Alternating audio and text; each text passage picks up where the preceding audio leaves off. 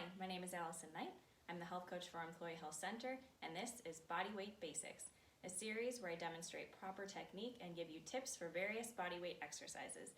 Today's exercise is the burpee. So you're going to start by standing up nice and tall. Make sure that your shoulders and your neck are aligned with your hips.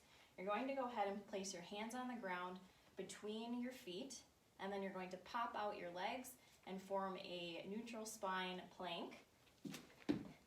Then you're going to go ahead and lower yourself all the way down to the ground. Make sure those hands are below your shoulders.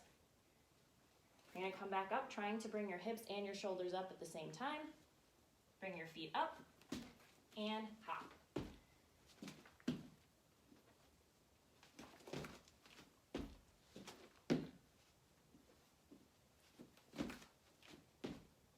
And that's a burpee. Thanks so much for joining me, and we'll see you next week on Bodyweight Basics.